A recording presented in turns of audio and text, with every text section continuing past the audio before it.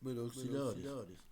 Un auxiliador es un sistema capaz de generar por sí mismo una señal oscilante, como puede ser una onda cuadrada o una señal sinusoidal. Los osciladores tienen utilidad en sistemas digitales donde siempre suelen utilizarse una o varias señales de reloj para sincronizar las distintas partes del sistema. En sistemas analógicos también se utilizan osciladores en circuitos como por ejemplo los moduladores de señal y otros circuitos de radiofrecuencia. Un temporizador es un circuito que permite generar un pulso de voltaje alto o bajo de una duración determinada. Son circuitos que generalmente basan su funcionamiento en la carga y descarga de un condensador. ¿Sabías que la mayoría de los equipos electrónicos utilizan para su funcionamiento señales eléctricas de uno de estos tres tipos: ondas sinusoidales, ondas cuadradas, ondas tipo diente de sierra? En este capítulo se presentarán distintos tipos de osciladores, tanto de onda cuadrada como del circuito integrado 555 y los osciladores de relajación, así como osciladores sinusoidales, como los osciladores LC, cristal y los PLL. También se mostrará el uso del 555 como temporizador programable. Osciladores. Un oscilador es un circuito que produce una forma de onda periódica en su salida por sí mismo, utilizando solamente voltaje de alimentación de corriente continua. Si tenemos el amplificador, la red de alimentación es una oscilación basada en realimentación positiva. Salvo los osciladores de relajación que se presentarán más adelante, el funcionamiento de los osciladores se basa en el principio de realimentación positiva como amplificadores. Una parte del voltaje de salida del amplificador vuelve a la entrada del mismo a través de un lazo de realimentación. Esta realimentación, bajo las condiciones apropiadas, hace que se produzca una señal que se sostiene a sí misma produciendo una onda sinusoidal continua. La figura 9.1 muestra gráficamente el concepto de oscilación basado en la alimentación positiva. Esta es la que está acá arriba. ¿Sí? Las condiciones para que se mantenga la oscilación en un circuito de este tipo son dos: que el desfase producido por el lazo de alimentación sea nulo, o sea 0 grados, que la ganancia de voltaje en lazo cerrado sea igual a 1. La ganancia en lazo cerrado es igual a la ganancia del amplificador multiplicada por la atenuación del lazo de realimentación ALC. ¿Sí? Eso sería lo que sería la ganancia. Sí, en lo que es el lazo cerrado es igual a la ganancia del voltaje inicial por B. Amplificador multiplicado por la atenuación del lazo de alimentación. Bien. Por otra parte, para que arranque la oscilación es necesario que la ganancia en el lazo cerrado sea mayor que 1, de forma que la pequeña oscilación que se produce al conectar la alimentación del circuito se vaya amplificando hasta alcanzar un nivel deseado. Así que por una parte se necesita que la ganancia en lazo cerrado sea mayor que 1 para que se produzca el arranque, y por otra parte se necesita que sea igual a 1 para que una vez alcanzado el nivel deseado se mantenga la oscilación. En la figura 9.2 se muestra gráficamente este concepto, ¿sí? O sea, tiene que ser mayor a 1 para que arranque e igual a 1 para que sea continua. Condiciones de arranque y mantenimiento de la oscilación. ¿Sabías que los osciladores tienen numerosas aplicaciones? Generadores de frecuencia de radio de televisión, osciladores locales en los receptores, generadores de barrido de los tubos de rayos catódicos, etc. Bueno, eso ya, los rayos catódicos, tubos de rayos catódicos ya está un poco pasado de moda porque ya no se usan más. Hoy en los televisores se está usando LED, básicamente. Osciladores RC.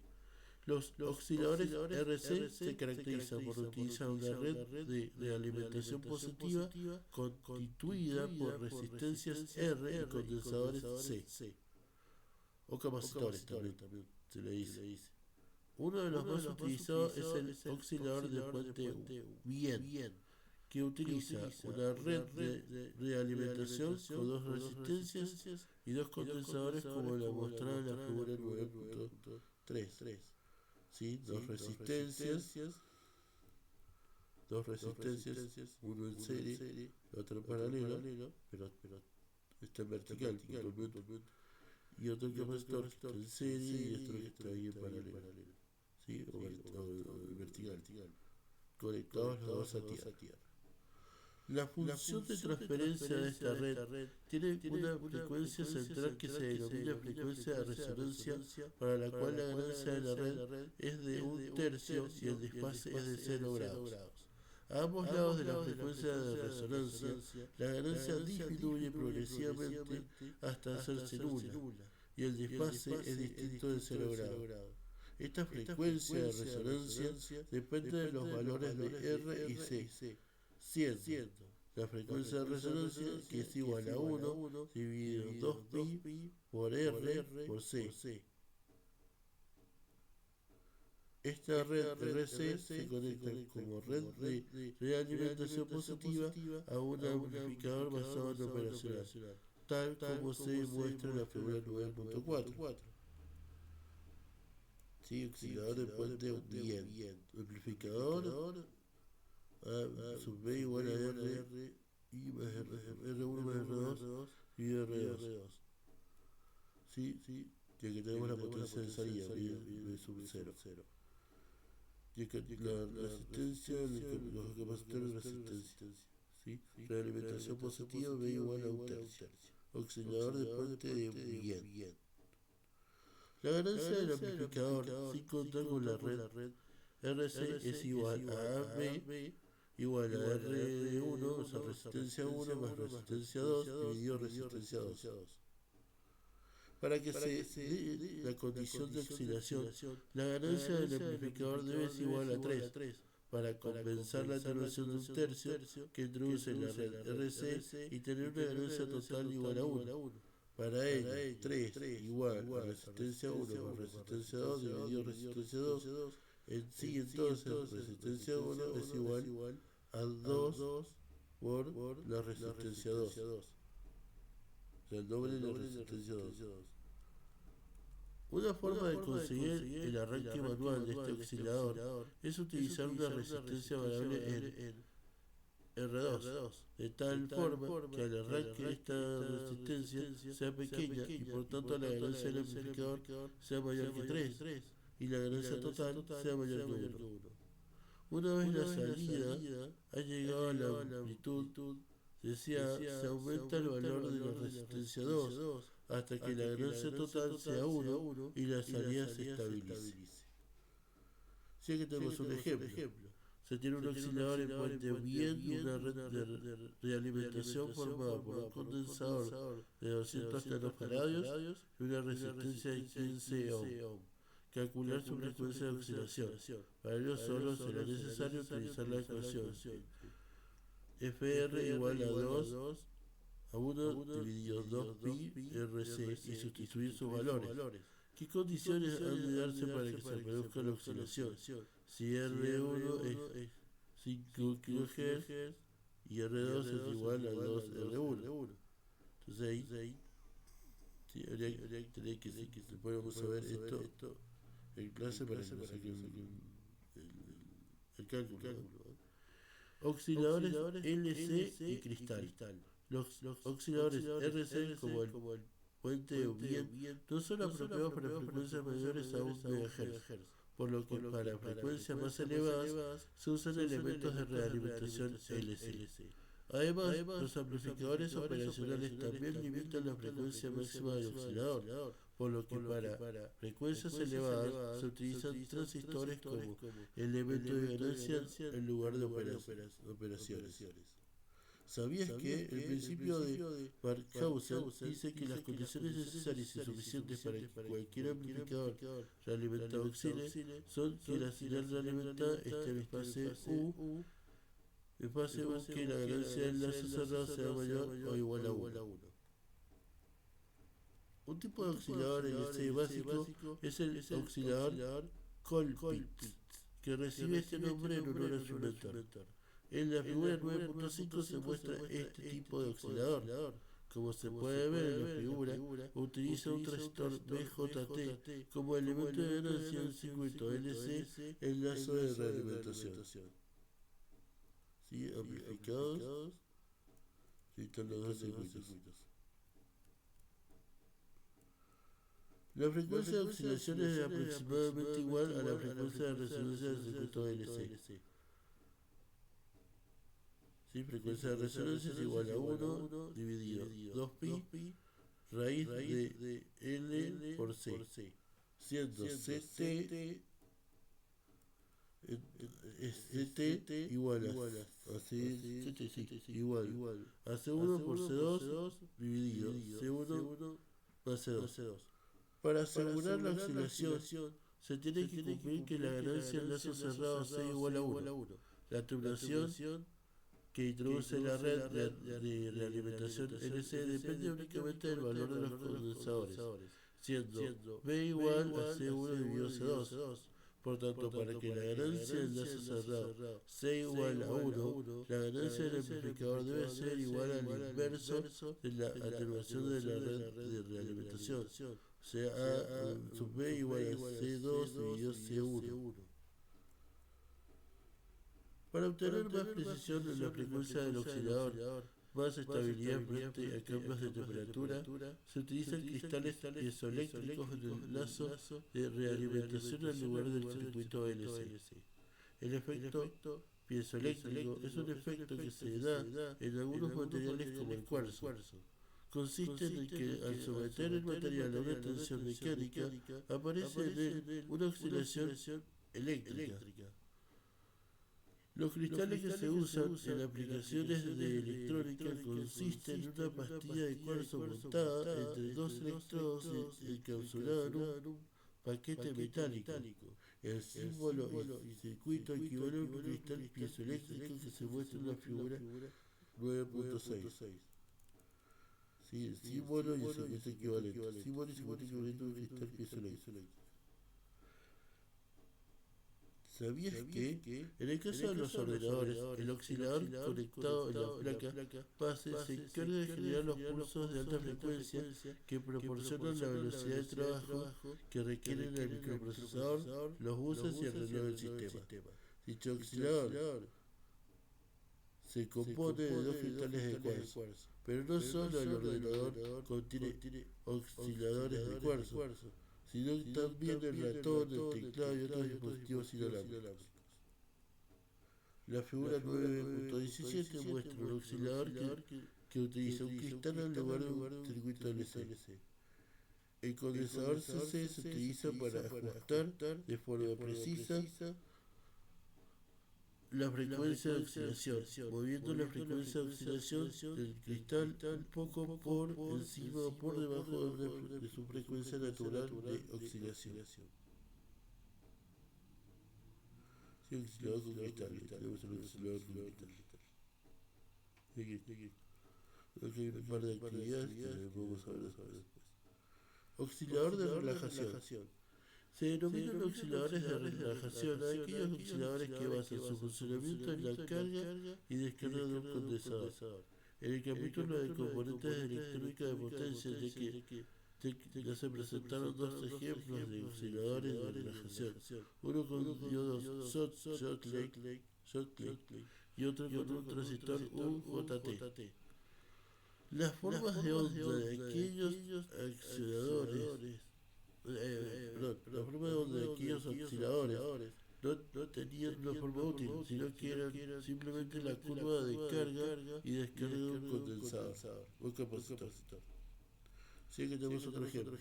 En este ejemplo se mostrará cómo construir un oscilador de relajación que genere una onda cuadrada utilizando para ello un amplificador operacional.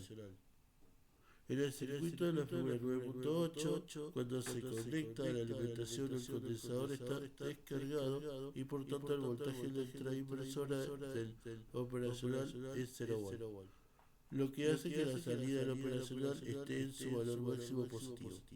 El condensador comenzará a cargarse a través de la resistencia 1 para alcanzar el valor de voltaje de salida, pero cuando supere el voltaje de entrada, tu inversora, la salida del operacional pasará a ser su voltaje máximo negativo. Y en esta nueva situación, el condensador ya cargado positivamente comenzará a cargarse hacia el voltaje negativo de la salida del operacional, hasta que de nuevo el voltaje de la entrada inversora sea más pequeño que el de la entrada no inversora, momento en el cual la salida del operacional pasará de nuevo a su valor máximo positivo, iniciándose de nuevo la carga del condensador.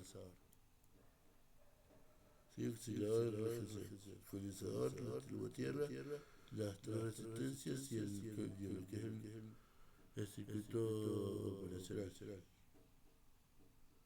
Un análisis más detallado del circuito permite ver cómo en la forma de onda exacta de la salida, suponiendo valores de alimentación de más volt y menos volt, más 12 volt y menos 12 volt, y los siguientes valores para las resistencias y condensadores R1 igual a R2 igual a R3 igual a 1 kilo ohm y C igual a 4 nanofaradios, se obtiene cuando la tensión de salida del operacional es más 12 y voltaje. El voltaje en la entrada no inversora es voltaje positivo igual a voltaje de salida igual a resistencia 3 dividido resistencia 2 por resistencia 3 igual a igual. De forma similar, cuando la salida es de los 12 volt, el voltaje en la entrada no inversora es de menos 6 volt. El condensador estará, por tanto, cargándose desde menos 6 volt a 6 volt y luego descargándose de 6 volt a menos 6 volt. Si se analiza la fase de carga del condensador, se puede observar que es una carga a través de una resistencia en serie. Nótese que se está suponiendo que no entra intensidad por la entrada no inversora. Y por tanto, toda la intensidad que atraviesa el condensador pasa también por la resistencia R1. En este tipo de carga, el voltaje del condensador en función del tiempo sigue una ecuación tipo. Voltaje C igual al tiempo igual a voltaje F más voltaje I menos voltaje F por número natural menos T dividido RC elevado al exponente, siendo BF el voltaje final al que tiende a cargarse el condensador. En este caso será más 2 volt inicial, el voltaje inicial que hay en el condensador. En este caso menos 6 volt, por lo tanto volt C T igual a 12 más tendré con paréntesis menos 6 menos 12 0 paréntesis por E, eso elevado a la menos 2,5 por 10 a la quinta T, eso es igual a 12 menos 18 elevado a la menos 2,5 por 10 a la quinta T. El condensador se cargará según la ecuación anterior hasta que alcance un voltaje de 6 volt. Para calcular el instante de tiempo en el que esto sucede, se puede igualar la ecuación anterior a 6 volt y despejar la variable T. O sea, 12 menos 18 menos 2,5 por 10 a la quinta T. Eso es igual a 6 y entonces es igual a menos 18 menos 2,5 por 10 a la quinta T, eso es igual a menos 6 y entonces es menos 2,5 por 10 a la quinta T, eso es igual a un tercio. Tomando logaritmos neperianos se obtiene que E elevado a la menos 2,5 por 10 a la quinta T es igual a un tercio, y si entonces menos 2,5 por 10 a la quinta T es igual a menos 1.0986. Entonces t es igual a 4,4 por 10 a la menos sexta.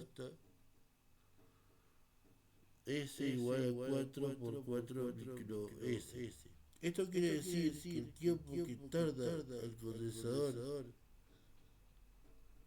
en cargarse de los 6 volt a 6 volt, que coincide con el tiempo que está la salida a más 12 volt, es de 4.4 microsegundos. Si se realiza el mismo análisis para la fase de descarga de 6 volt a menos 6 volt, se obtiene el mismo resultado. Por tanto, la forma de onda de salida del oscilador de relajación es una onda cuadrada de más 12 volt a menos 12 volt, con un periodo de 8,6 microsegundos, tal como se muestra en la figura 9.9.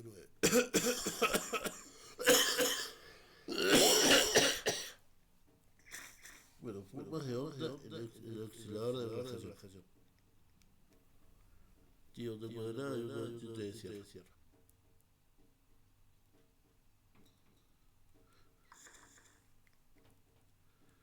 Bueno, hay un par de actividades que después la vamos a ir bien.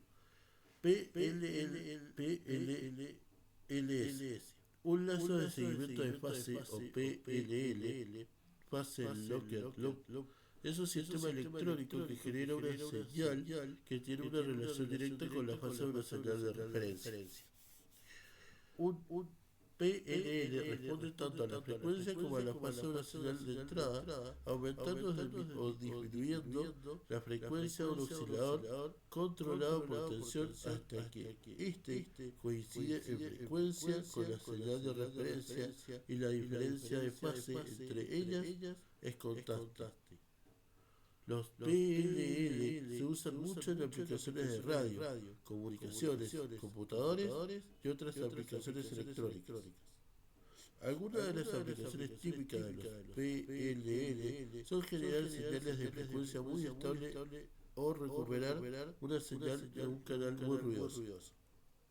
¿Sabías que una aplicación para la cual el PLL es insustituible es la generación de frecuencias superiores a la frecuencia de la señal de entrada, que se consigue utilizando un divisor de frecuencias en lazo de realimentación? Los componentes básicos de un PLL son: detector de fase, es un componente que compara dos señales de entrada y produce un voltaje de corriente continua que es proporcional a la diferencia de fase de las señales de entrada. Filtro paso bajo, se utiliza para suavizar los cambios bruscos a la salida del detector de fase. Oscilador controlado por tensión, PCO. Es un tipo de oscilador que permite generar señales de frecuencias variables en función de voltajes de corriente continua. Cuando no se aplica voltaje, el oscilador da su salida una onda de una frecuencia determinada mediante la aplicación del voltaje de continua permite aumentar o disminuir la frecuencia de su salida. Divisor de frecuencia es un componente que permite obtener una onda de frecuencia inferior a otra de entrada. En la figura 9.10 se muestra un PLL, en este caso sin el divisor de frecuencias. Sí, detector de fase, filtro paso bajo, SO. Esa es la estructura de un PLL. Todo lo que es fase inicial.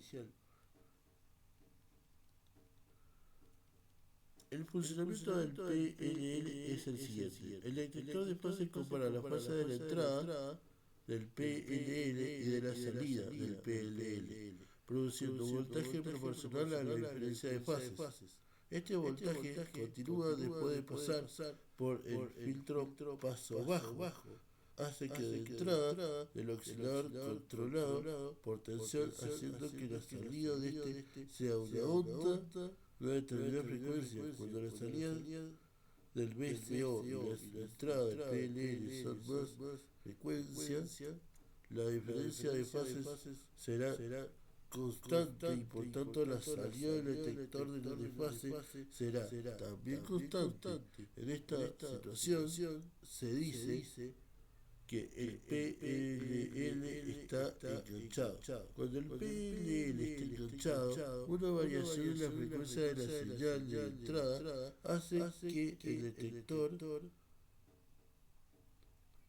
detector de fase de una salida proporcional a la diferencia de frecuencia entre la salida del PLL y la nueva entrada.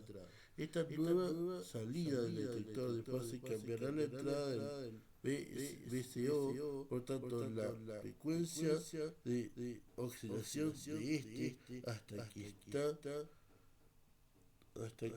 esta frecuencia sea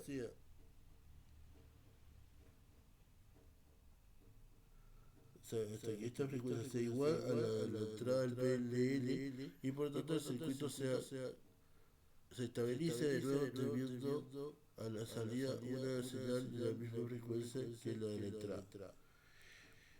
El PLL tiene unos márgenes de funcionamiento que indican que las condiciones para que se produzca el enganche y esto se mantenga.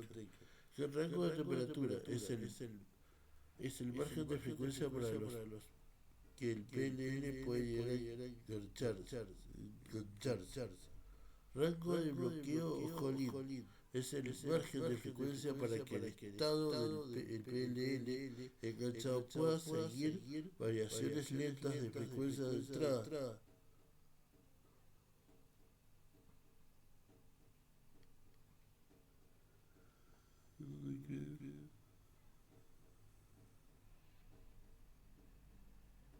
Así, es mayor que el rango de captura. Sí, lo dejó libre de quedado. Para conseguir obtener la salida de frecuencias superiores a las que la entrada se puede utilizar un divisor de frecuencia en el lazo de reglamentación tal como se muestra en la figura 911, donde tenemos la frecuencia inicial, el detector de pase, el filtro paso bajo, el VCO, divisor, que sería la figura N, pero no sabemos quién es. Y encima te incluye con divisor de frecuencias. Muy bueno eso.